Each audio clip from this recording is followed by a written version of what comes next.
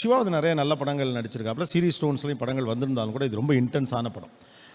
சிவாவோட body language மாத்திரலேருந்து பில்ட்லேருந்து ரொம்ப அமைதியாக handle பண்ணுற பல விஷயத்துலேருந்து இந்த படத்தில் கடைசியில் நீங்கள் செத்துருவீங்க அப்படின்னு ஒரு கதை சொல்ல போகல.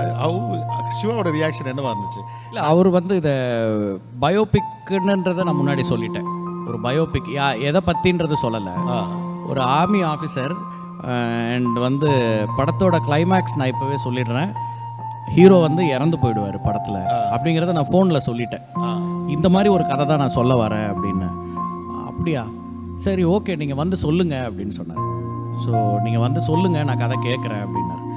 இப்போ ஏன் நான் இதை முதல்ல சொல்லிட்டேன்னா, நம்ம அவ்வளோ சொல்லி நம்ம அதுக்குன்னு ஒரு அப்பாயின்மெண்ட் வாங்கி நான் அதுக்கு ஃபாலோ பண்ணி அவர் ஒரு எதிர்பார்ப்போடு வந்து கதை கேட்டுட்டு கடைசியில் இந்த மாதிரி இருந்தால் இதை நீங்கள் முன்னாடியே சொல்லியிருந்தா நான் பதில் அப்போவே சொல்லியிருப்பேனேன்னு சொல்லிடுற வாய்ப்பு இருக்குது. அதனால் நான் எடுத்தோடனே ஃபோன்லேயே அதை சொல்லிட்டேன். எப்போ கதை சொல்கிறதுக்கு நான் அவர்கிட்ட ஒரு அப்பாயின்மெண்ட் கேட்டனோ அப்போவே வந்து இந்த கதையில் கடைசி காட்சிக்கு முன்னாடி ஹீரோ இறந்துருவாருங்கிறத சொல்லிட்டேன். ஓகே. அவர் வந்து ஒரு செகண்ட் யோசிச்சாரு. பட் அதுக்கப்புறம் சரி பரவாயில்ல, நீங்கள் நேரில் வந்து சொல்லுங்கள் அப்படின்னு. நான் நேரில் போய் கதை சொன்னேன். எனக்கு ஃபஸ்ட் ஹாஃப் சொல்லி முடிக்கும் போதே அவர் இந்த படம் பண்ண போகிறாருங்கிறது தெரிஞ்சிருச்சு.